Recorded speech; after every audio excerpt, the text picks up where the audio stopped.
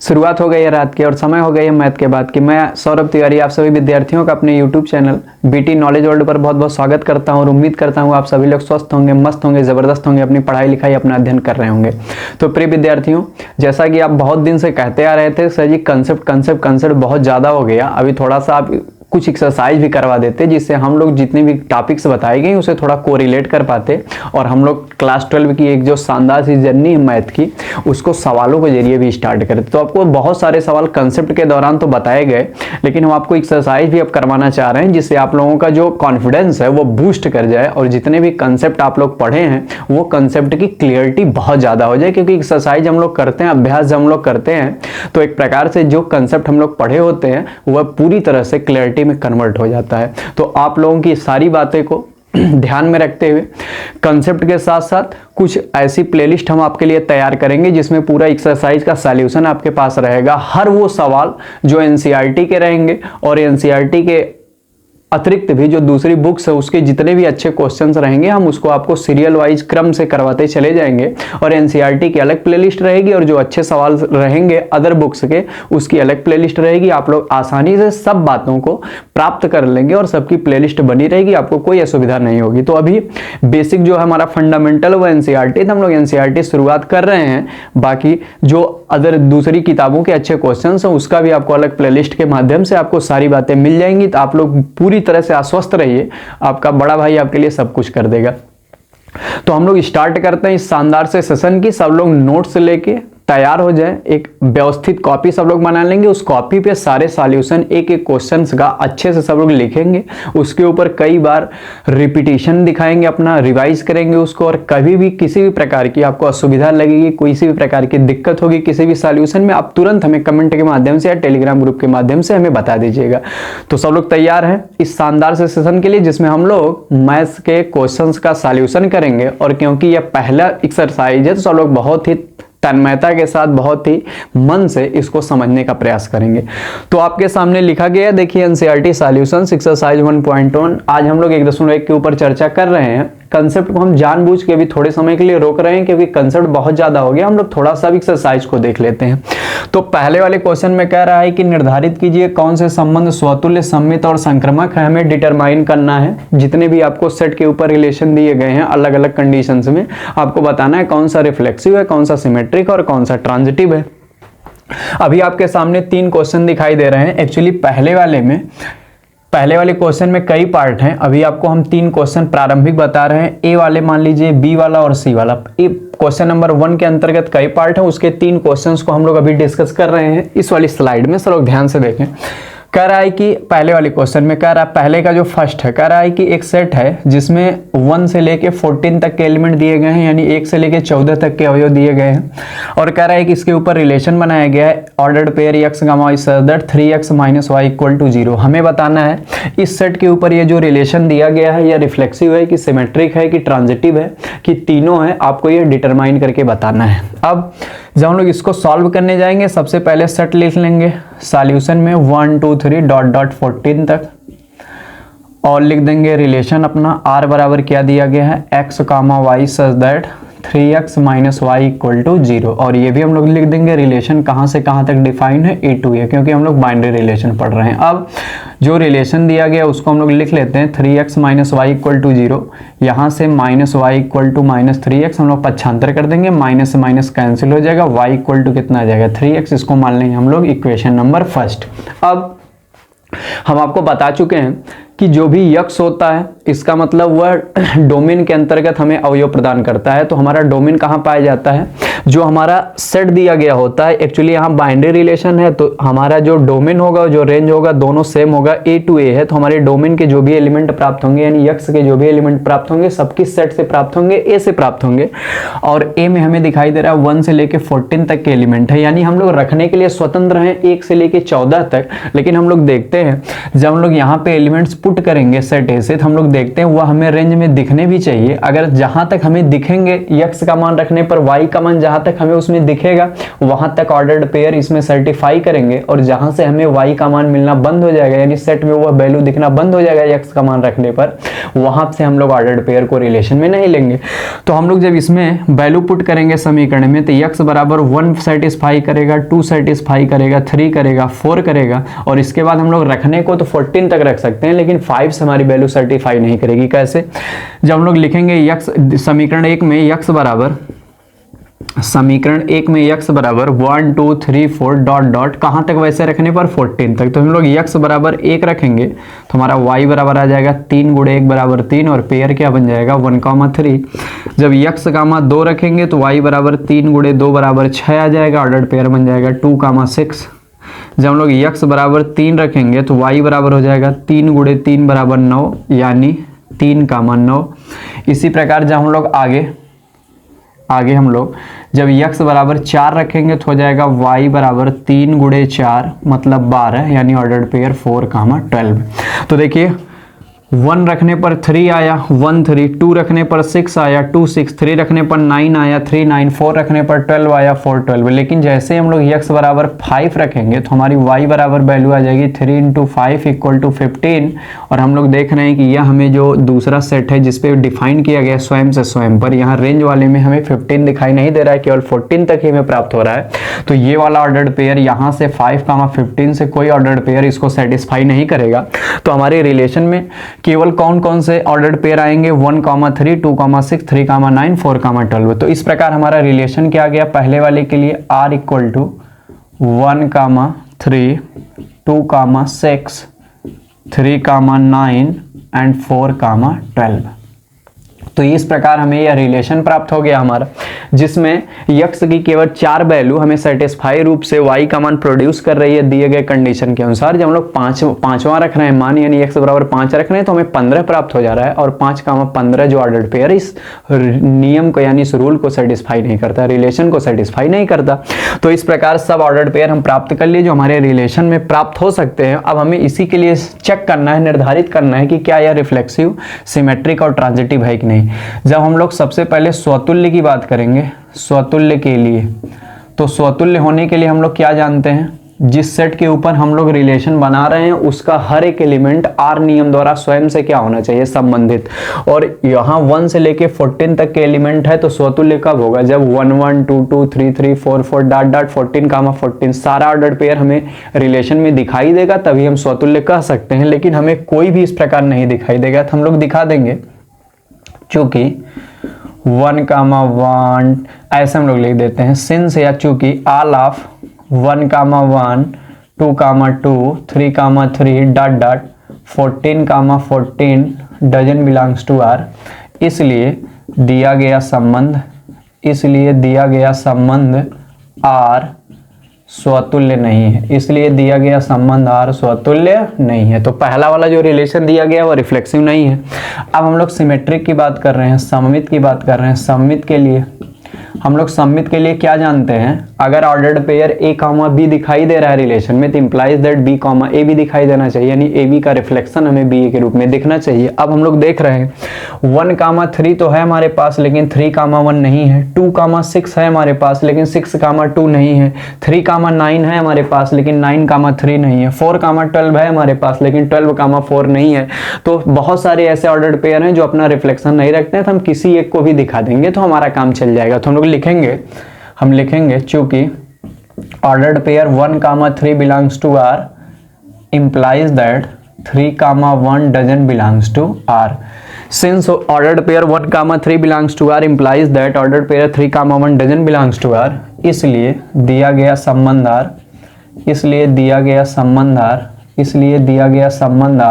सममित नहीं है।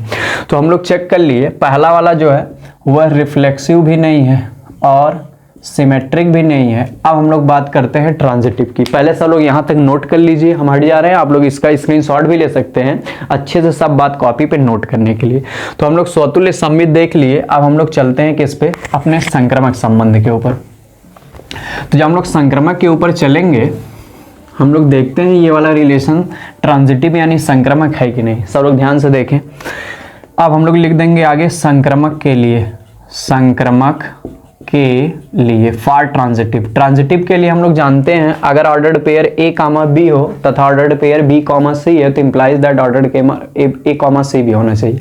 यानी पहले दूसरे का आर नियम द्वारा अगर संबंध है तथा दूसरे तीसरे का आर नियम द्वारा संबंध है तो इंप्लाइज दैट पहले तीसरे का भी होना चाहिए, तभी संक्रामक होगा। हम लोग सारी बातें जानते हैं। हम लोग यहाँ देख रहे हैं, लिखेंगे हम लोग since ordered pair 1 comma 3 belongs to R तथा ordered pair 3 comma 9 belongs to R, तो हम लोग 1 कामा 3 देख रहे हैं आर से बिलोंग कर रहा है तथा 3 कामा 9 देख रहे हैं आर से बिलोंग कर रहा है, लेकिन इंप्लाइज दैट पहला तीसरा है यानी ordered pair 1 comma 9 doesn't belongs to R. तो ए कॉमा बी आर से बिलोंग कर रहा है and B comma C R से बिलोंग कर रहा है, implies that A comma C R से बिलोंग नहीं कर रहा है। हम लोग लिखेंगे इसलिए दिया गया संबंध आर संक्रामक नहीं है या संक्रामक संबंध नहीं है। तो हमारा दिया गया रिलेशन न तो रिफ्लेक्सिव है, न तो सिमेट्रिक है, न तो ट्रांजिटिव है। तो हम लोग पहले को डिटरमाइन कर लिए, चेक कर लिए कि न तो यह स्वतुल्य संबंध के नियम का पालन कर रहा है, न सममित संबंध के नियम का पालन कर रहा है, न संक्रामक संबंध के नियम का पालन कर रहा है। तो यह तीनों में से कोई भी नहीं है। तो पहले का आंसर हो जाएगा दिया गया संबंध न तो स्वतुल्य है, न सम्मित है और न ही संक्रामक। उम्मीद करते हैं आपको क्लास 12 का पहला एक्सरसाइज का जो पहला सवाल है समझ में आ गया होगा। मेरे छोटे बड़े भाई बहनों को हर बात क्लियर हो रही है। सब लोग पहले इसके लिए कमेंट करिए कि क्लास 12 एक्सरसाइज 1.1 का पहला सवाल जो सर आप कंसेप्ट बताए थे बिल्कुल हमारे पास सुरक्षित रूप से आ गया है। और जो आप स्क्रीन के उस तरफ से बातें हमें समझा रहे हैं, स्क्रीन के इस तरफ अर्थात जिस तरफ आप बैठे हैं वहां तक आपको पूरी बातें तसल्ली के साथ समझ में आ रही होंगी। तो हम लोग आगे बढ़ सकते हैं। पक्का 100% सबको समझ में आ गया? कमेंट करिएगा सर क्लास 12 एक्सरसाइज 1.1 पहला सवाल 100% क्लियर। हम लोग दूसरा लेते हैं। दूसरा हमारा है रिलेशन जो है नेचुरल नंबर से नेचुरल नंबर भी बनाया गया है, प्राकृतिक संख्याओं के समुच्चय से प्राकृतिक संख्याओं के समुच्चय पर बनाया गया है। और रिलेशन है क्या? Ordered pair X comma Y. Relation में तभी आएगा जब दूसरा वाला एलिमेंट यानी वाई वाला पहले वाले एलिमेंट यानी एक्स में 5 जोड़ने पर प्राप्त होता है। और कंडीशन भी दिया है कि एक्स का मान केवल 4 से छोटा रखना है, यानी जो नेचुरल नंबर का सेट है यानी जो डोमेन है हमारा उसमें वैल्यू 4 से छोटी ही रखनी है। और हम लोग जानते हैं नेचुरल नंबर में जो 4 से छोटा होता है वो कौन कौन सा एलिमेंट होता है? हम लोग जानते हैं होता है 1 2 3। कौन कौन सा होता है? 1 2 और 3, 1 2 और 3। तो हम लोग लिखेंगे हमारा कंडीशन क्या दिया है? y equal to X plus 5। Equation 1 समीकरण 1 में x बराबर 1 कामा 2 कामा 3 रखने पर, क्यों हम लोग 3 तक ही रख रहे हैं? क्योंकि कह रहा है x इज लेस देन 4 और 4 से छोटा नेचुरल नंबर बस 3 होता है, 1 2 3। तो हम लोग जब रखेंगे x बराबर 1 रखेंगे तो हमारा y बराबर आ जाएगा 1 प्लस 5 6, ऑर्डर्ड पेयर 1 6। जब हम लोग x बराबर 2 रखेंगे तो y बराबर 2 प्लस 5 इक्वल टू 7, 2 कामा 7। और जब x बराबर 3 रखेंगे तो y बराबर 3 प्लस 5 और बराबर 8 हो जाएगा, ऑर्डर्ड पेयर 3 कामा 8। तो इस प्रकार रिलेशन में हमारे पास कौन कौन से ऑर्डर्ड पेयर आ गए? 1 कामा 6, 2 कामा 7, 3 कामा 8। केवल 3 ऑर्डर्ड पेयर हैं जो इस नियम को क्या करते हैं? सेटिस्फाई करते हैं। अब हम लोग आगे बढ़ते हैं। अब हम लोग सबसे पहले चेक कर रहे हैं इसके लिए स्वतुल्य। तो सबसे पहला हम लोग लिखेंगे किसके लिए? स्वतुल्य के लिए। स्वतुल्य के लिए फॉर रिफ्लेक्सिव। रिफ्लेक्सिव के लिए हम लोग क्या जानते हैं? कंडीशन के अनुसार जो सेट में दिए गए ऑर्डर्ड पेयर हैं उसके हर अवयव का नियम द्वारा स्वयं से संबंधित होना चाहिए या स्वयं से संबंध रखना चाहिए। तो कंडीशन द्वारा हम लोग 1 2 3 रख सकते हैं, तो 1 1 2 2 3 3 दिखना चाहिए, लेकिन हमें 1 1 2 2 3 3 नहीं दिखाई दे रहा, तो हम लोग लिख देंगे सिंस चूंकि all of 1 comma 1 2 comma 2 3 comma 3 doesn't belongs to R, इसलिए दिया गया संबंध आर जो है वह क्या नहीं है? रिफ्लेक्सिव नहीं है, यानी स्वतुल्य नहीं है। अब हम लोग सममित चेक कर ले रहे हैं। सममित के लिए for symmetric. For symmetric, symmetric के लिए हम लोग क्या जानते हैं? अगर ए कॉमा बी रहेगा तो इंप्लाइज दैट बी कॉमा ए भी होना चाहिए। उसका रिफ्लेक्शन हम लोग देख रहे हैं 1 6 है लेकिन 6 1 नहीं है, हम लोग लिख देंगे since 1 comma 6 belongs to R implies that 6 comma 1 doesn't belongs to R. लिख देंगे इसलिए दिया गया संबंध आर क्या नहीं है? सिमेट्रिक नहीं है। सिमेट्रिक नहीं है।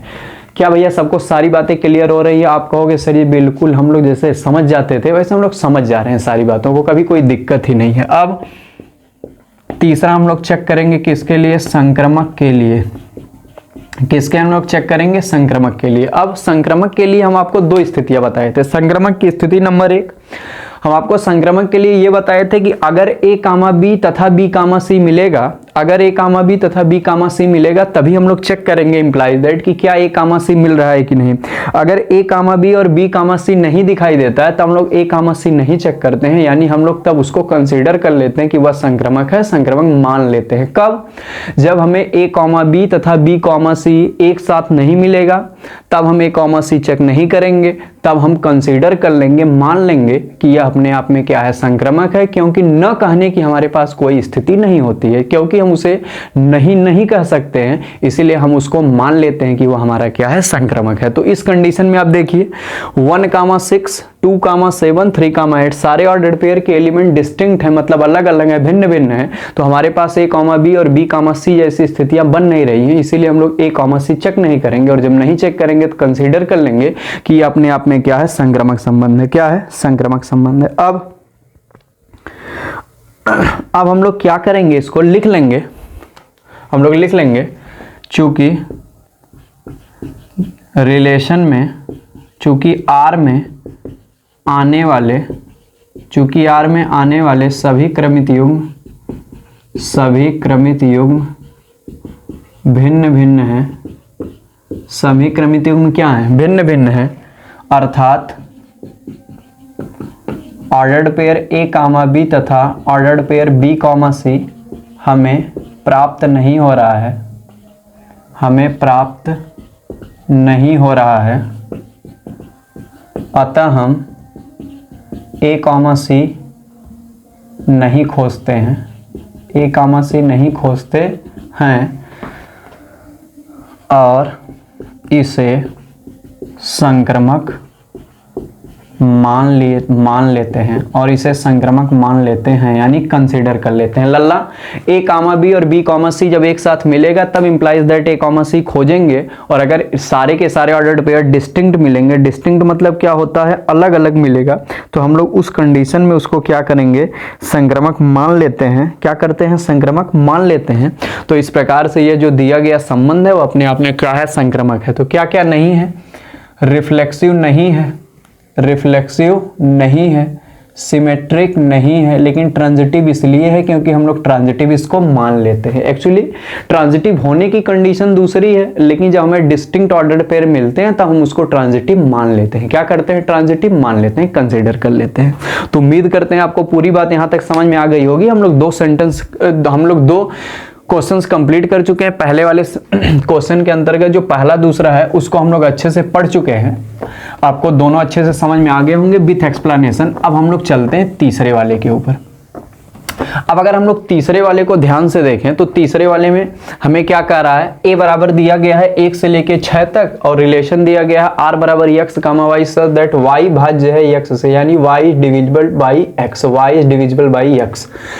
तो हम लोग जब इसका सॉल्यूशन लिखेंगे, सब लोग ध्यान से हमारी बातों को समझेंगे।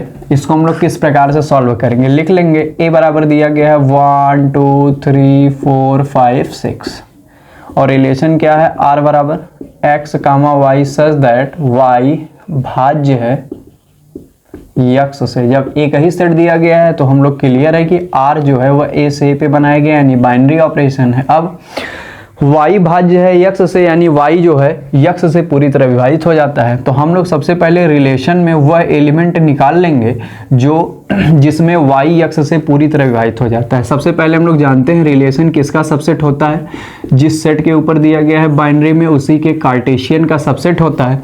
यहाँ 6 एलिमेंट हैं, तो हमारे A क्रॉस A में कुल कितने एलिमेंट होंगे, 36। कौन से, 1 1 1 2 से लेके 1 6 तक, 2 1 2 2 से लेके 2 6 तक, 3 1 3 2 से लेके 3 6 तक, 4 1 4 2 से लेके 4 6 तक, 5 1 5 2 से लेके 5 6 तक, और लास्ट में 6 1 6 2 से लेके कहाँ तक 6 6 तक। कुल मिला के हमारे पास कार्टेशियन में कितने एलिमेंट्स आएंगे यानी कितने ऑर्डर्ड पेयर आएंगे 36 यानी 36। लेकिन रिलेशन में कौन आएंगे जिसमें दूसरा वाला जो है वह पहले वाले से परफेक्टली डिविजिबल हो यानी y भाज्य हो x से। तो यह नियम कौन कौन फॉलो करेगा। 1 में तो सब करेंगे। 1 में देखो 1 में सब करते हैं क्या, क्योंकि दूसरे नंबर पे जो है वह पहले वाले नंबर से y वाला है वह x से डिवाइड हो जाएगा। तो 1 1 1 2 1 3 1 4 1 5 और 1 6। तो पहले वाले ऑर्डर्ड पेयर में 1 1 के साथ 1 6 तक सारे इस नियम को फॉलो करेंगे। लेकिन दूसरे वाले में आते हैं एक 2 2 करेगा और फिर 2 4 करेगा और फिर 2 6 करेगा। कौन कौन नहीं करेगा, 2 1 2 3 2 5 नहीं करेगा। आप 3 वाले पाते हैं 3 3 और 3 6 केवल 2 करेंगे। अब 4 वाले में आएंगे तो केवल एक मिलेगा 4 4। फिर 5 वाले में आएंगे केवल 5 5 और लास्ट वाले में आएंगे केवल 6 6। तो इस प्रकार से हमारे पास रिलेशन में कितने ऑर्डर्ड पेयर आ गए 36 कार्टेशियन में है रिलेशन में 1 2 3 4 5 6 7 8 9 10 11 12 13 14 आ गए ऑर्डर्ड पेयर रिलेशन में। अब हमें इसी के लिए चेक करना है कि यह स्वतुल्य है कि सममित है कि संक्रमक है। यहां तक सब लोग हमारी बातों को अच्छे समझ गए होंगे। अब हम आते हैं चेक करने स्वतुल्य है कि सममित है कि संक्रमक है। सब लोग ध्यान से सुने। सबसे पहले हम लोग किसको चेक करेंगे, स्वतुल्य को। सबसे पहले लिख देंगे स्वतुल्य के लिए। स्वतुल्य के लिए, स्वतुल्य के लिए हम लोग देख रहे हैं जो हमारा सेट दिया गया है उसमें 1 से लेके 6 तक एलिमेंट हैं। तो रिफ्लेक्सिव कब होगा, जब 1 1 2 2 3 3 4 4 5 5 6 6 सारे के सारे ऑर्डर्ड पेयर हमें मिलेंगे तो रिफ्लेक्सिव होगा।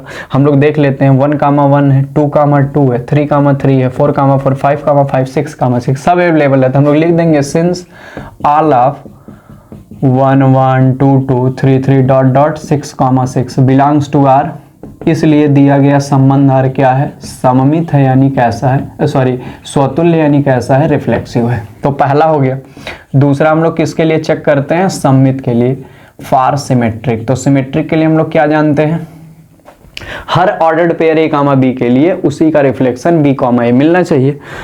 1 1 का 1 1 में है, 1 2 है लेकिन 2 1 है क्या, नहीं। तो हम लोग कोई एक भी अगर हमें ऑर्डर्ड पेयर उसका उल्लंघन करता हुआ यानी उसका विरोध करता हुआ दिखेगा, उस नियम को फॉलो करता हुआ सिमेट्रिक के न दिखेगा तो हमारा सिमेट्रिक नहीं होगा। तो हम लोग कोई भी दिखा सकते हैं। तो हम लोग लिख देंगे चूंकि 1 2 belongs to R implies that 2 1 doesn't belongs to R। A B तो R से बिलोंग कर रहा है लेकिन implies that B A नहीं कर रहा है। लिखेंगे इसलिए दिया गया संबंध R क्या नहीं है, सिमेट्रिक नहीं है। रिफ्लेक्सिव है लेकिन सिमेट्रिक नहीं है। अब हम लोग तीसरे की बात करते हैं, किसकी, संक्रमक की। संक्रमक के लिए, संक्रमक के लिए क्या जानते हैं, A B तथा B C रिलेशन से अगर सेटिस्फाई कर रहा है तो इंप्लाई दैट A C भी करना चाहिए। पहला दूसरा करे तथा दूसरा तीसरा करे, इंप्लाई दैट पहला तीसरा करे, संक्रमक रहेगा। हम लोग देखते हैं 2 4 है, 2 4 है, 4 4 है, फिर 2 4 है, और कोई देख लेते हैं हम लोग यहाँ देख रहे हैं 2 6 है, 2 6 है, 6 6 है तो 2 6 है, और कोई देख लेते हैं 1 3 है, 3 6 है, 1 6 है, और कोई देख लेते हैं 1 2 है, 2 4 है, 1 4 है। हम लोग देख रहे हैं सब सेटिस्फाई कर रहा है, हर ए बी तथा बी सी के लिए ए सी अवेलेबल है, इसीलिए यह संक्रमक है। तो हम लोग किसी एक ऑर्डर्ड पेयर को दिखा देंगे जो ये पूरे रूल को फॉलो करेगा। जैसे लिख देंगे चूंकि 1 2 बिलोंग्स टू आर तथा 2 4 belongs to R implies that 1 4 belongs to R। सब लोग ध्यान से देखें, ध्यान से मेरे भाई बहनों ध्यान से। 1 2 बिलोंग्स टू आर यानी A B belongs to R यानी पहला दूसरा अवयव नियम द्वारा जुड़े हुए हैं तथा दूसरा तीसरा आर नियम द्वारा जुड़े हुए हैं यानी B C आर नियम द्वारा जुड़ा हुआ है। तो implies that पहला तीसरा यानी A C यानी 1 4 भी आर से बिलोंग कर रहा है इस नियम द्वारा। तो हम लोग कहेंगे इसलिए दिया गया संबंध आर क्या है, संक्रमक है। क्या है, संक्रमक है यानी क्या है, ट्रांजिटिव है। तो जो तीसरा वाला हम लोग अभी पढ़े पहले के अंतर्गत, पहले वाले क्वेश्चन के अंतर्गत, यह रिफ्लेक्सिव है, सिमेट्रिक नहीं है और ट्रांजिटिव है। तो रिफ्लेक्सिव है, ट्रांजिटिव है लेकिन सिमेट्रिक नहीं है। तो उम्मीद करते हैं आपको पहले वाले के अंतर्गत ए वाला पार्ट, बी वाला पार्ट और सी वाला पार्ट अच्छे से समझ में आ गया होगा और उसका पूरा सॉल्यूशन आपको कंठस्थ हो जाएगा। आप लोग वीडियो को एक बार फिर से देख लीजिएगा। अगर कहीं भी कोई दिक्कत रहेगी ध्यान से दोबारा उसको देख के अपने कॉपी पे अच्छे से सब बात नोट कर लीजिएगा। हम लोग आगे बढ़ते हैं। क्वेश्चन नंबर 1 के हम लोग फोर्थ पार्ट को देखते हैं। फोर्थ पार्ट में दिया है समस्त पूर्णांकों के समुच्चय z में समस्त पूर्णांकों के समुच्चय z में संबंध r बराबर x, y such that x minus y एक पूर्णांक है, x माइनस y एक पूर्णांक है द्वारा परिभाषित फलन, वो द्वारा परिभाषित संबंध, द्वारा डिफाइंड रिलेशन। आपको इसके लिए चेक करना है कि यह स्वतुल्य है कि सममित है कि संक्रमक है। सर लोग ध्यान से हमारी बातों को समझेंगे। अच्छा, समस्त पूर्णांकों के समुच्चय यानी रिलेशन जो है z से z पर बनाया गया है, सेट ऑफ इंटीजर से सेट ऑफ इंटीजर पर बनाया गया और रिलेशन है क्या, x, y such that x minus y एक पूर्णांक है, x माइनस y एक पूर्णांक है। अब अगर हम पूरा z ले लेते हैं, पूरा का पूरा इंटीजर ले लेते हैं, तो हम लोग जानते हैं इंटीजर में कहां से कहां तक वैल्यू होती है। इंटीजर में जो हमारा 0 है वहां से लेके माइनस इन्फिनिटी तक के पूरे इंटीजर, और 0 के राइट साइड जाएंगे तो पॉजिटिव पूरे इंटीजर, सबको मिला के सेट ऑफ इंटीजर बोला जाता है। अब हम उतने एलिमेंट को अगर एलिमेंट द्वारा दिखाएंगे तो हमारे लिए असुविधाजनक होगा। हम लोग इसको व्यापक रूप में दिखाते हैं। कैसे लल्ला दिखाते हैं? व्यापक रूप में। सब लोग ध्यान से देखें। सबसे पहले हम लोग किसकी बात करते हैं? स्वतुल्य की। स्वतुल्य के लिए फॉर रिफ्लेक्सिव, ध्यान से लोग सुनेंगे। तो हम लोग स्वतुल्य के लिए जानते हैं कितने एलिमेंट की आवश्यकता होती है? एक। कितने की? एक। तो हम लोग व्यापक रूप में कोई अवयव ए ले लेते हैं, माना व्यापक रूप में कोई अवयव ए बिलोंग्स टू जेड है, ए बिलोंग्स टू जेड है। तो ऑर्डर्ड पेयर क्या बनेगा? ए कॉमा ए, आर से बिलोंग करेगा क्योंकि इंप्लाइज दैट ए माइनस ए एक पूर्णांक है। ए माइनस ए क्या है? पूर्णांक है। और जब ए में से ए को हम लोग माइनस करेंगे 0 आएगा, और 0 एक पूर्णांक है। क्या इसमें किसी कोई असुविधा? क्या 0 एक पूर्णांक नहीं है? तो इसी प्रकार दुनिया का कोई भी हम लोग इंटीजर लेंगे, उसको स्वयं में से अगर माइनस कर देंगे, स्वयं में से क्या कर देंगे? माइनस कर देंगे, खुद में से माइनस कर देंगे, तो हमेशा क्या आएगा? 0 आएगा। प्लस रहेगा तभी भी 0 आएगा, और माइनस रहेगा तो जब माइनस करेंगे तो माइनस माइनस प्लस हो जाएगा, प्लस माइनस कैंसिल आउट हो गया, फिर 0 हो जाएगा। तो इस प्रकार व्यापक रूप में कोई भी अगर अवयव ए इंटीजर से बिलोंग करता है और इस नियम के ऊपर वेरीफाई करने जाते हैं तो ordered pair A comma A R से बिलोंग करेगा, क्योंकि जब ए माइनस ए निकालेंगे तो नियम का एक पूर्णांक होना चाहिए, और ए माइनस ए का जो आंसर यानी रिजल्ट आता है 0 आता है, 0 एक पूर्णांक होता है। तो इस प्रकार हम लोग लिख देंगे, अतः आर स्वतुल्य संबंध है, आर स्वतुल्य संबंध है। तो ये अपने आप में क्या है? रिफ्लेक्सिव है। अब हम लोग बात करते हैं किसकी? सममित की। सममित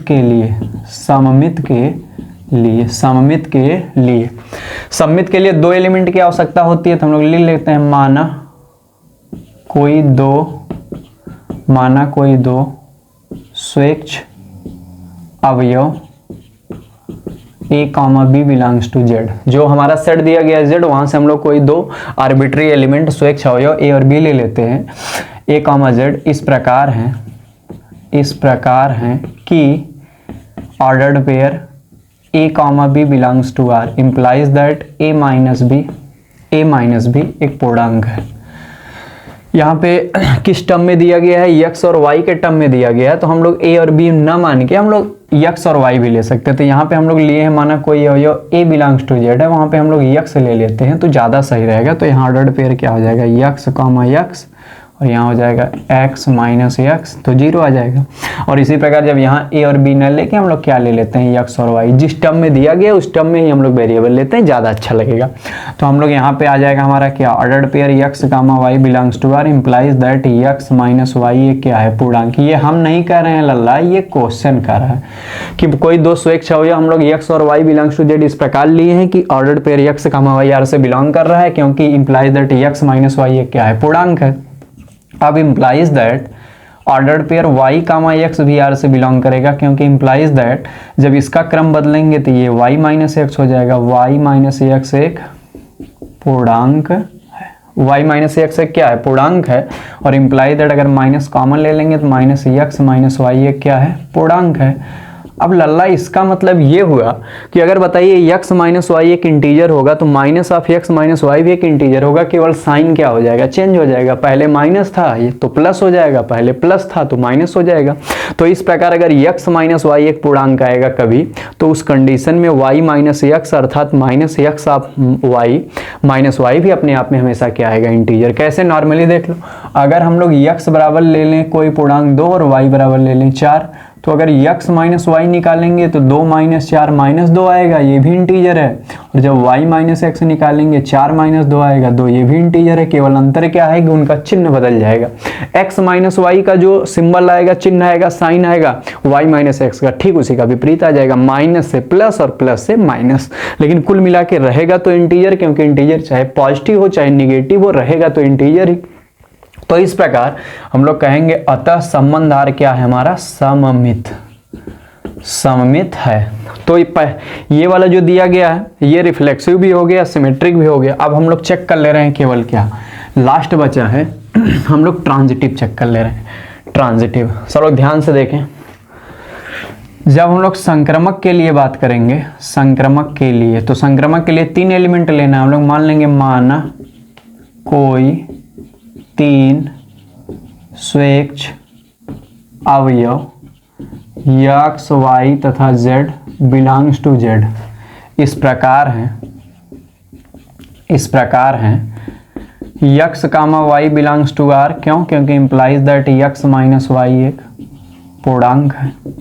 हम लोग 3 x, y, z अवयव z से इस प्रकार लिए हैं कि x कामा y r से बिलोंग कर रहा है, क्योंकि x माइनस y का जो अंतर आ रहा है वह एक इंटीजर है, तथा ordered pair y comma z belongs to r, क्योंकि implies that y minus z एक क्या है, पूर्णांक है।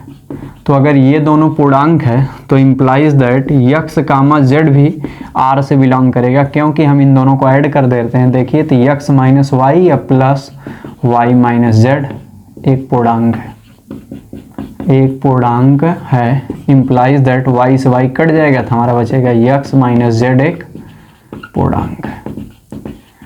तो हम लोग क्या देख पा रहे हैं कि अगर ordered pair x comma y r नियम को फॉलो कर रहा है, क्योंकि x माइनस y एक पूर्णांक है, तथा y कामा z r नियम को फॉलो कर रहा है, क्योंकि y माइनस z एक पूर्णांक है, तो implies that x comma z भी r नियम को फॉलो कर रहा है, क्योंकि x माइनस z भी एक पूर्णांक है। और हम लोग जानते हैं जब दो पूर्णांकों को आपस में ऐड किया जाता है तो उनका रिजल्ट भी क्या निकल के आता है, कि इंटीजर ही निकल के आता है। तो इस प्रकार पहले दूसरे अवयव आर नियम को फॉलो कर रहे हैं तथा दूसरे तीसरे अवयव आर नियम को फॉलो कर रहे हैं, इंप्लाइज दैट पहले तीसरे अवयव भी आर नियम को फॉलो कर रहे हैं, इसलिए हमारा दिया गया संबंध क्या है, ट्रांजिटिव। तो ये वाला जो है वह रिफ्लेक्सिव भी है, सिमेट्रिक भी है, ट्रांजिटिव भी है।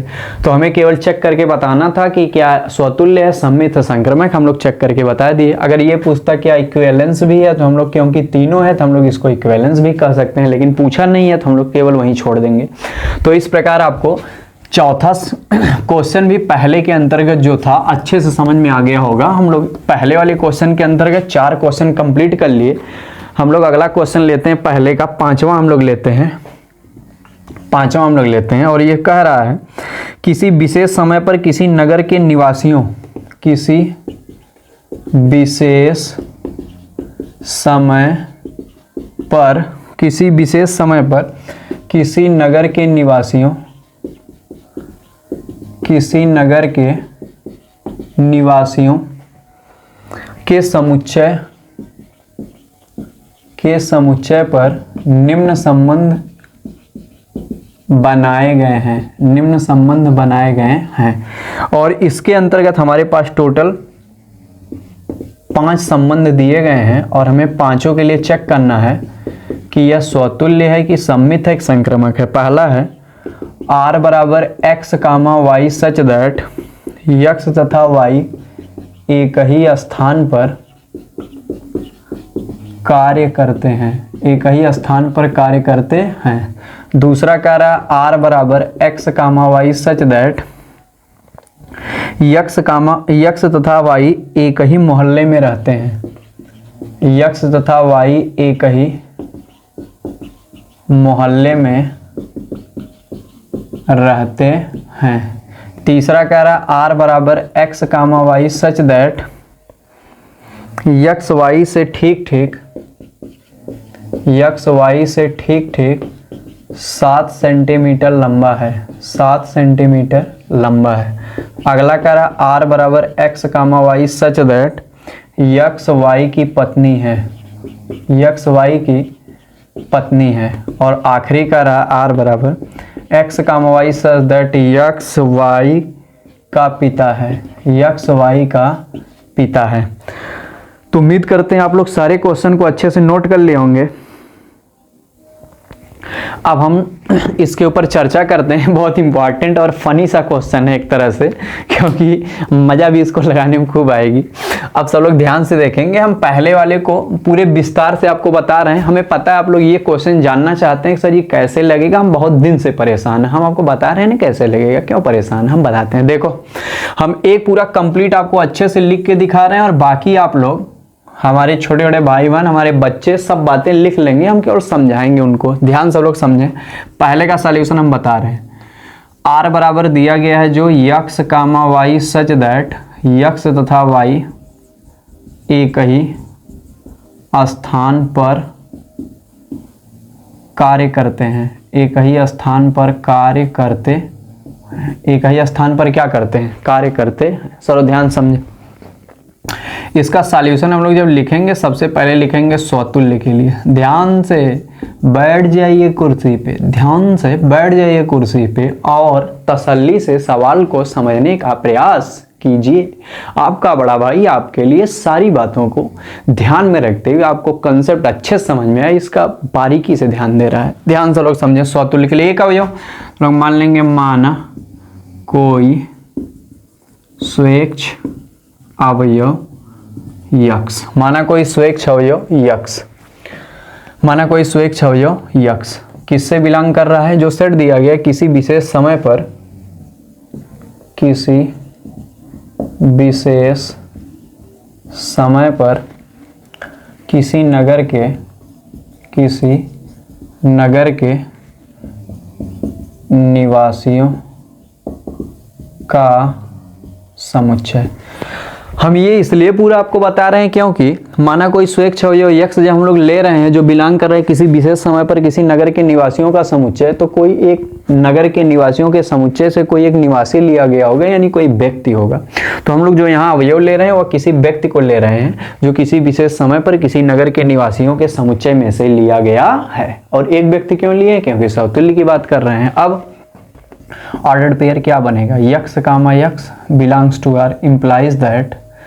अच्छा बताइए, ordered pair X comma X R से बिलोंग नहीं करेगा अगर किसी विशेष समय पर किसी नगर में निवास करने वाले निवासियों के समुच्चय में से ही कोई व्यक्ति अगर लिया जाएगा तो क्या वह खुद से संबंधित नहीं होगा आर नियम द्वारा? क्या वह उस मोहल्ले का नहीं कहा जाएगा? कहा जाएगा ना।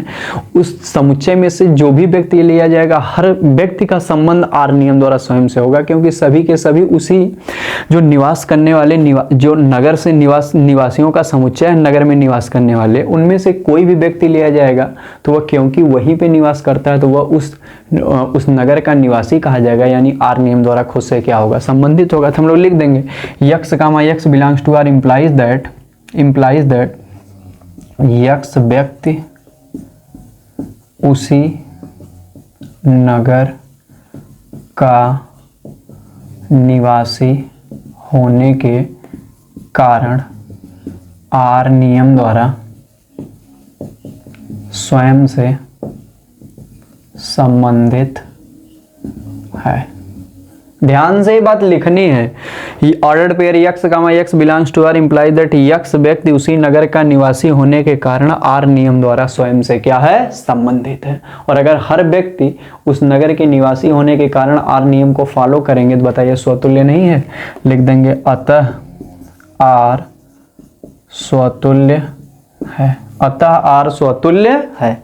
तो स्वतुल्य आपको समझा दिए, नोट कर लीजिए ध्यान से। हम आपको 5 सेकंड का समय दे रहे हैं, नोट कर लें। चलो अच्छे से आगे चलें, पक्का चलें।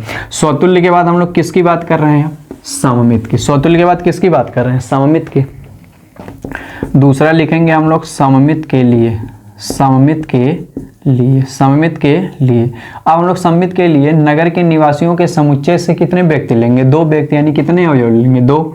माना कोई 2 स्वेच्छ अवयव x, y belongs to x, y belongs to given set. Given set मतलब अब समझ जाएंगे ना पूरा, किसी समय, किसी विशेष समय पर किसी नगर के निवासियों के समुच्चय का जो समुच्चय, वहीं से हम लोग 2 व्यक्ति लिए हैं x और y, और इस प्रकार लिए हैं, लिख देंगे आगे, इस प्रकार हैं कि ordered pair x, y belongs to R। क्यों? क्योंकि x तथा y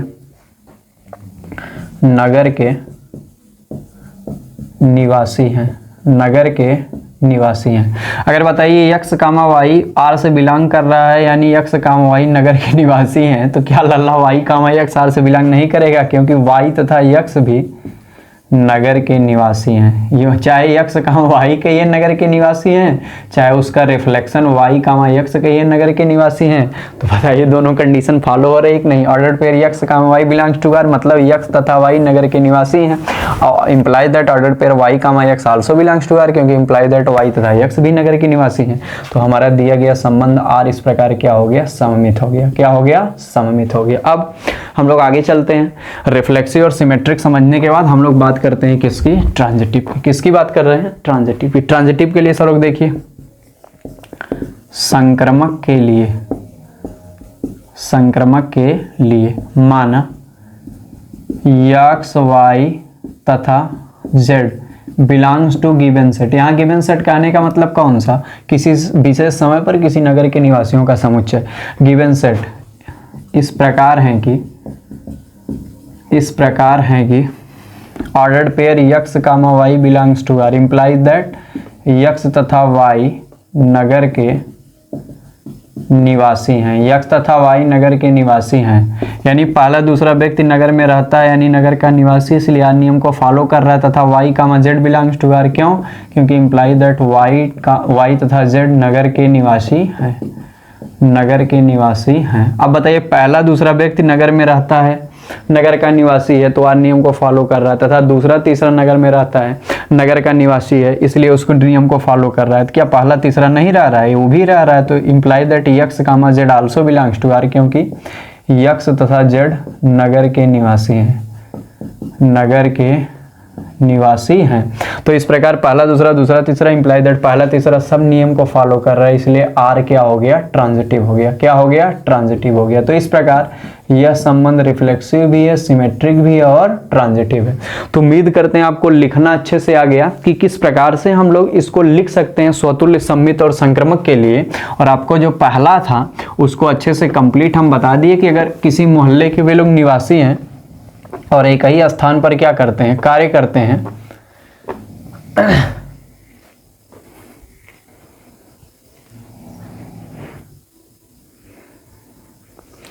तो किस प्रकार से आप इनको दिखा सकते हैं। अब अपने सवाल पे आते हैं। ये बात जानने के बाद कि वो अगर एक ही नगर के निवासी हैं तो वह रिफ्लेक्सिव, सिमेट्रिक और ट्रांजिटिव की कंडीशन को फॉलो कर सकते हैं। अब हम लोग पहले की बात करते हैं। पहला वाला हमसे कह रहा है कि R बराबर x, y such that x तथा y एक ही स्थान पर कार्य करते हैं। अब हम इसे नॉर्मली बता दे रहे हैं सबके लिए, रिफ्लेक्सिव, सिमेट्रिक और ट्रांजिटिव। पहले वाले के लिए क्या लिखेंगे? x तथा y एक ही स्थान पर कार्य करते हैं। अगर कोई एक व्यक्ति हम ले लें पूरे सेट में से, यानी किसी नगर के निवासियों के समुच्चय में से कोई एक निवासी ले लें, कोई एक व्यक्ति ले लें, तो ऑर्डर्ड पेयर x, x बनेगा, R से बिलोंग करेगा। क्यों? क्योंकि x जो है जिस स्थान पे कार्य करता है वह स्वयं से R नियम द्वारा संबंधित होगा, क्योंकि जिस स्थान पे वह कार्य करता होगा वह स्वयं से संबंधित है, स्वयं के लिए वह कार्य कर रहा है। तो यहाँ पे हो जाएगा x तथा x एक ही स्थान पर कार्य करते हैं क्योंकि खुद के लिए कर रहा है। तो रिफ्लेक्सिव भी है, सिमेट्रिक भी है, क्योंकि अगर x और y एक ही स्थान पे कार्य करते हैं तो इम्प्लाई दैट y और x भी एक ही स्थान पे कार्य करते हैं, तो सिमेट्रिक भी है। अगर 3 लोग ले लिए जाए, x, y और z हैं, x और y एक स्थान पे कार्य करते हैं तथा y और z एक स्थान पे कार्य करते हैं, तो इम्प्लाई दैट x, z भी एक स्थान पे कार्य करेंगे, तो इसलिए ट्रांजिटिव भी है। तो ये वाला रिफ्लेक्सिव, सिमेट्रिक, ट्रांजिटिव तीनों है, क्योंकि रिफ्लेक्सिव होने के लिए कोई भी व्यक्ति यहाँ कार्य करता है वो R नियम द्वारा स्वयं से संबंधित है। दो व्यक्ति अगर एक स्थान पे कार्य करते हैं तो उसका रिफ्लेक्शन यानी वाई एक्स और यक्स भी एक ही स्थान पे कार्य करेंगे। उसी तरह ट्रांजिटिव के लिए यक्स वाई एक स्थान पे कार्य करते हैं तथा वाई जेड एक स्थान पे कार्य करते हैं तो इंप्लाई दैट यक्स जेड भी एक स्थान पे कार्य करेंगे। अब दूसरे की बात करते हैं, यक्स तथा वाई एक ही मोहल्ले में रहते हैं, यह भी स्वतुल्य है। स्वतुल्य क्यों है, रिफ्लेक्सिव क्यों है, क्योंकि कोई व्यक्ति अगर कहीं पे रहता है तो वह उसका मोहल्ला होता है तो आर नियम द्वारा वह स्वयं से क्या है, संबंधित है। अब अगर दो व्यक्ति हैं यक्स और वाई एक ही मोहल्ले में रहते हैं तो अगर चाहे हम लोग कह दें यक्स और वाई एक मोहल्ले में रहते हैं, चाहे हम कह दें इंप्लाई दैट वाई और यक्स एक मोहल्ले में रहते हैं, तो दोनों पेयर सेटिस्फाई हो गए, यक्स कामा वाई भी आर का, imply that Y comma X भी आर का। तो सिमेट्रिक भी और ट्रांजिटिव भी है। क्यों, क्योंकि अगर तीन लोग इस प्रकार हैं कि पहला दूसरा एक ही मोहल्ले में रह रहा है व्यक्ति और तथा दूसरा तीसरा एक ही मोहल्ले में रह रहा है, इंप्लाइड पहला तीसरा भी रहेगा। तो इस प्रकार हम लोग कह सकते हैं कि वह रिफ्लेक्सिव भी है, सिमेट्रिक भी है और ट्रांजिटिव भी है। अब तीसरा वाला जो है उसको आप लोग ध्यान से देखेंगे, कह रहा है यक्स कामा यक्स वाई से ठीक ठीक 7 सेंटीमीटर लंबा है। यक्स वाई से ठीक ठीक 7 सेंटीमीटर लंबा है। इसके रिफ्लेक्सिव की बात हम कर दे रहे हैं। हम लोग कोई यक्स ले ले रहे हैं जो गिवन सेट से क्या कर रहा है, बिलोंग कर रहा है। गिवन सेट जो दिया गया उससे कोई एलिमेंट यक्स है जो बिलोंग कर रहा है। अब ऑर्डर्ड पेयर क्या बनेगा, ऑर्डर्ड पेयर बनेगा X comma X doesn't belongs to R रहेगा, क्योंकि कोई भी व्यक्ति स्वयं से ठीक ठीक 7 सेंटीमीटर लंबा नहीं हो सकता। कहेंगे ordered pair X comma X doesn't belongs to R, क्योंकि यक्स यक्स से ठीक ठीक 7 सेंटीमीटर लंबा नहीं हो सकता, लंबा नहीं हो सकता। क्या कोई व्यक्ति स्वयं से ठीक ठीक 7 सेंटीमीटर लंबा हो सकता है? आप कहेंगे सर जी नहीं हो सकता है, इसलिए दिया गया संबंध क्या है, रिफ्लेक्सिव नहीं है। जो दिया गया संबंध आर है वह रिफ्लेक्सिव नहीं है। अब हम लोग अगर रिफ्लेक्सिव के बाद सिमेट्रिक की बात करें, सिमेट्रिक मतलब हम लोग सममित की बात करें, तो इसमें हम लोग दो एलिमेंट लेंगे, यक्स और वाई बिलोंग करा देंगे किससे, गिवन सेट से, क्योंकि हम लोग इसी सेट से ले रहे हैं जो दिया गया है किसी विशेष समय पर किसी नगर के निवासियों का समुच्चय। अब ऑर्डर्ड पेयर क्या बनेगा, X comma Y. Ordered pair क्या बनेगा, यक्स कामा वाई। और जो ordered pair X comma Y है वह आर से बिलोंग कर रहा है, क्योंकि ऐसा हो सकता है कि यक्स वाई से ठीक ठीक 7 सेंटीमीटर लंबा है। कोई एक व्यक्ति हो सकता है किसी दूसरे व्यक्ति से ठीक ठीक 7 सेंटीमीटर लंबा हो, लेकिन इसी कंडीशन पे implies that Y comma X R से बिलोंग नहीं करेगा। अब बताइए, अगर पहला व्यक्ति दूसरे से ठीक ठीक 7 सेंटीमीटर लंबा है तो क्या उसी समय दूसरा व्यक्ति भी पहले से ठीक ठीक 7 सेंटीमीटर लंबा हो जाएगा? वो तो ठीक ठीक 7 सेंटीमीटर छोटा हो जाएगा ना। इसका मतलब यक्स कामा वाई तो आर को फॉलो कर रहा है, लेकिन वाई कामा यक्स आर को फॉलो नहीं कर रहा है, क्योंकि वाई यक्स से ठीक ठीक 7 सेंटीमीटर लंबा नहीं हो सकता। इस कंडीशन में नहीं हो सकता। अच्छा बताइए, अगर पहला व्यक्ति दूसरे से ठीक ठीक 7 सेंटीमीटर लंबा है तो दूसरा वाला पहले की अपेक्षा छोटा होगा ना। यहाँ पे रिफ्लेक्शन जो हम लोग लेंगे वह आर नियम को फॉलो नहीं करेगा एक ही सिचुएशन में। जैसे एक व्यक्ति ए है और एक व्यक्ति बी है, अगर ए व्यक्ति की हाइट मान लो इतनी है, बी की हाइट इतना, और ये ए वाला जो है इससे 7 सेंटीमीटर लंबा है, तो उस कंडीशन में बी वाला इससे छोटा हो जाएगा। इसीलिए रिफ्लेक्शन वाला जब हम लोग बिलोंग कराने जाएंगे तो बिलोंग नहीं करेगा, वह विरोध करेगा। इसीलिए दिया गया संबंध आर सिमेट्रिक नहीं है।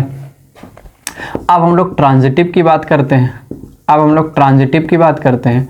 ट्रांजिटिव में हम लोग 3 व्यक्ति या 3 एलिमेंट ले लेते हैं गिवन सेट से। जो गिवन सेट दिया गया है उससे हम लोग 3 व्यक्ति यक्स वाई जेड ले लेते हैं कि यक्स कामा वाई आर से बिलोंग कर रहा है, क्योंकि यक्स वाई से ठीक ठीक 7 सेंटीमीटर लंबा है। 7 सेंटीमीटर लंबा। ऐसा हो सकता है कि पहला व्यक्ति दूसरे से ठीक ठीक 7 सेंटीमीटर लंबा हो, तथा y कामा जेड भी आर से बिलोंग कर सकता है, क्योंकि ऐसा भी हो सकता है कि दूसरा व्यक्ति तीसरे से ठीक ठीक 7 सेंटीमीटर लंबा हो। तो हम लोग यहाँ लिखेंगे ordered pair X comma Y belongs to R implies that X Y से ठीक ठीक 7 सेंटीमीटर लंबा, अर्थात पहला व्यक्ति दूसरे व्यक्ति से ठीक ठीक 7 सेंटीमीटर लंबा है, तथा Y comma Z belongs to R, क्योंकि वाई जेड से ठीक ठीक 7 सेंटीमीटर लंबा है। तो बताइए, अगर पहला दूसरे से 7 सेंटीमीटर लंबा है और दूसरा तीसरे से 7 सेंटीमीटर लंबा है, तो क्या पहला भी तीसरे से 7 सेंटीमीटर लंबा होगा? नहीं, 7 और 7 मिलके कितने का डिफरेंस आ जाएगा? 14 सेंटीमीटर का। तो हम लोग कह देंगे implies that X comma Z doesn't belongs to R, implies that X Z से ठीक ठीक 7 सेंटीमीटर लंबा नहीं है। इस कंडीशन में वह 7 नहीं 14 सेंटीमीटर लंबा हो जाएगा, डिफरेंस 14 सेंटीमीटर हो जाएगा। इसलिए पहला दूसरा दूसरा तीसरा तो कर रहा है, लेकिन इम्प्लाई दैट पहला तीसरा नहीं कर रहा है, इसलिए दिया गया रिलेशन आर जो है वह ट्रांजिटिव नहीं है। तो हम लोग देख रहे हैं कि जो तीसरा वाला प्रश्न है उसमें हमारा जो रिलेशन है वह रिफ्लेक्सिव नहीं है, सिमेट्रिक, वह दिया गया जो संबंध है वह रिफ्लेक्सिव नहीं है, और वह जो है वह अपने आप में क्या नहीं है, सिमेट्रिक भी नहीं है, और वह अपने आप में ट्रांजिटिव भी नहीं है। ना तो रिफ्लेक्सिव है, ना तो सिमेट्रिक है, और ना ही ट्रांजिटिव है। तीनों में से कोई नहीं है। तो उम्मीद करते हैं आपको ये वाला भी अच्छे से समझ में आ गया होगा। अब हम आपको आगे ले चलते हैं। ये वाला सवाल समझने के बाद, ये वाला अच्छे से समझने के बाद अब हम लोग आ गए किस पे, चौथे वाले पे। और ये बहुत इंटरेस्टिंग है, आप लोग पढ़ेंगे तो खूब मजा आएगी। और आप इसको ऐसे ही लगा सकते हैं, ऐसे हम आपको बता दे रहे हैं, लगा सकते हैं, आप लोग उसको नोट्स पे लिख सकते हैं। हम पूरा बोल दे रहे हैं, आप लोग लिख लेना। देखिए कह रहा है कि आर बराबर X comma Y such that X Y की पत्नी है। हम लोग रिफ्लेक्सिव की बात कर रहे हैं, सिमेट्रिक की और ट्रांजिटिव की। सब लोग लिखेंगे, अपने से थोड़ा लिख लेंगे तो आप लोगों को थोड़ा कॉन्फिडेंस आएगा। हम बोल रहे हैं सारा, लिखना आपको अपने से। यक्स वाई की पत्नी है। रिफ्लेक्सिव के लिए हम कोई एलिमेंट यक्स ले लेते हैं, ordered pair X comma x बनेगा। वो आर नियम को फॉलो नहीं करेगा, क्योंकि यक्स यक्स की पत्नी नहीं हो सकता।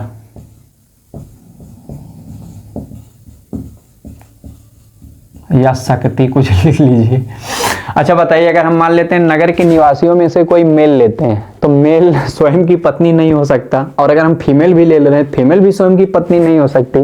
कोई पुरुष स्वयं की पत्नी कभी नहीं हो सकता, और कोई महिला भी अगर हम लोग ले रहे हैं तो कोई स्वयं की पत्नी नहीं हो सकती। तो पहला वाला नियम तो कभी कोई एक जो एलिमेंट है इस नियम को फॉलो ही नहीं करेगा, चाहे कोई मेल लिया जाए पर्सन, चाहे कोई फीमेल लिया जाए। तो दोनों में से कोई नहीं हो सकता। तो हम लोग केवल लिख देंगे कोई स्वेच्छ अवयव यक्स है, गिवन सेट से बिलोंग करा देना, ordered pair X comma X doesn't belongs to R, क्योंकि यक्स यक्स की पत्नी न तो हो सकता है न तो हो सकती है। तो दिया गया रिलेशन आर रिफ्लेक्सिव नहीं है।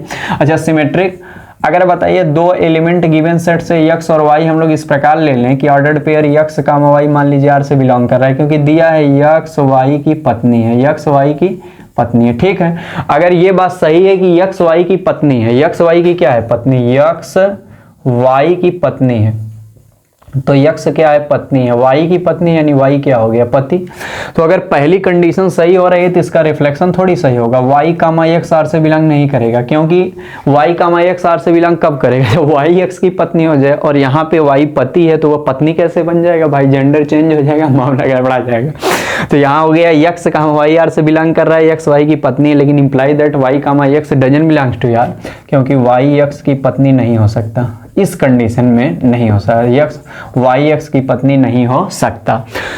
तो यहाँ पे दिया गया रिलेशन क्या नहीं है, सिमेट्रिक नहीं है, क्योंकि यक्स कामा वाई फॉलो कर रहा है लेकिन वाई कामा एक्स फॉलो नहीं कर रहा है। अब ट्रांजिटिव की बात करते हैं, यक्स वाई जेड तीन एलिमेंट यानी तीन व्यक्ति ले लेते हैं गिवन सेट से, इस प्रकार ले लेते हैं कि X comma Y belongs to R, X comma Y belongs to R implies that X Y की पत्नी है, यक्स वाई की क्या है, पत्नी है। यक्स वाई जेड हम लोग तीन एलिमेंट इस प्रकार ले ले रहे हैं कि यक्स वाई की क्या है, पत्नी है। अब यक्स वाई की क्या है, पत्नी है, तथा Y comma Z doesn't belongs to R, क्योंकि जब एक बार वाई पत्नी हो गई तो कह रहा है कि दूसरा तब बनेगा जब Y comma Z belongs to R हो, लेकिन ऐसा हमारे पास कोई भी क्या नहीं निकल गया, कोई भी ऐसा ऑर्डर्ड पेयर ही नहीं मिल पाएगा, क्योंकि जब वाई पत्नी एक बार बन गई, अब वाई और जेड का पेयर नहीं बन सकता, क्योंकि उस कंडीशन में वाई की क्या होनी चाहिए, कह रहा है कि यक्स वाई की पत्नी है और वाई एक बार पत्नी हो गई किसकी, यक्स की, यक्स वाई की पत्नी है।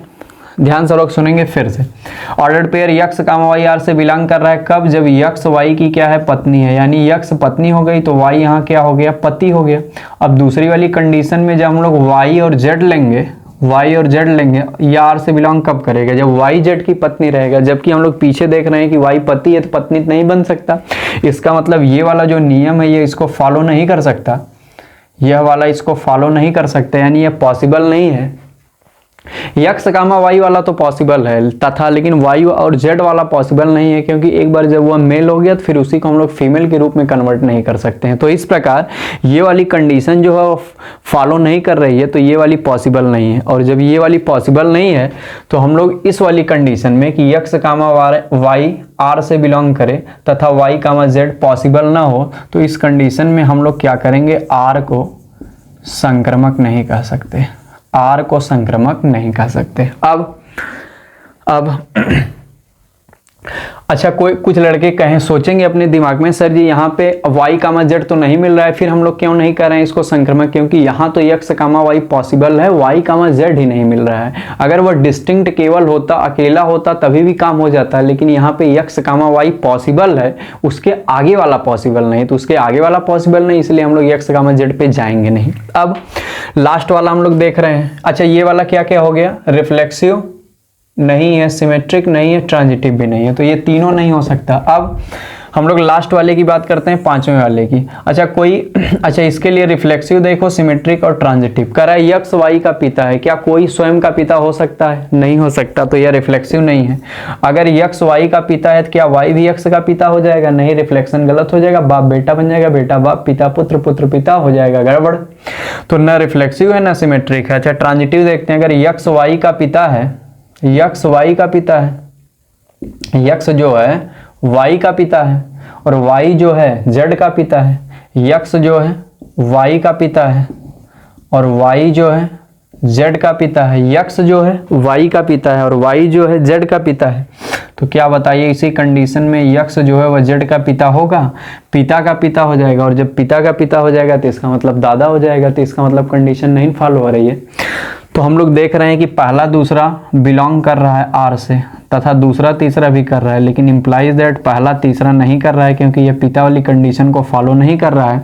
अगर यक्स वाई का पिता है तथा वाई जेड का पिता है, यक्स वाई का पिता है और वाई जेड का पिता है, तो इसका मतलब यक्स और जेड का रिलेशन ग्रैंडफादर वाला हो जाएगा, यानी दादाजी वाला हो जाएगा। तो इस प्रकार से ये वाली कंडीशन फॉलो नहीं हो रही है, तो इस कंडीशन में हम इसको ट्रांजिटिव भी नहीं कह सकते, न रिफ्लेक्सिव है, न सिमेट्रिक है, न ट्रांजिटिव। तो उम्मीद करते हैं आपको यहाँ तक की पूरी बातें अच्छे से समझ में आ गई होंगी, सब लोग एक एक बातों को अच्छे से समझ गए होंगे। कोई भी दुविधा असुविधा परेशानी होगी तो आप लोग कमेंट बॉक्स में लिखिएगा। हम लोग ये वीडियो थोड़ा लंबी हो रही है, इसके आगे क्वेश्चन को नेक्स्ट वीडियो में डिस्कस करेंगे। यहाँ तक उम्मीद करते हैं सबको सारी बातें अच्छे से समझ में आ गई होंगी और सब लोग एक एक बात अपने कॉपी पर, अपने नोट्स पे अच्छे से लिख डालिएगा, और हम कभी देख भी सकते हैं उसको, टेलीग्राम ग्रुप में मंगा लेंगे आपका नोट्स कि आप लोग किस प्रकार बना रहे हैं, या हम कभी आपको अलग से कोई सोशल साइट दे देंगे, वहाँ पे हम आपका नोट्स चेक कर लेंगे। तो हम लोग मिलते हैं नेक्स्ट वीडियो में नेक्स्ट कंटेंट के साथ, आगे की एक्सरसाइज के साथ। तब तक के लिए आप लोगों का बहुत बहुत धन्यवाद।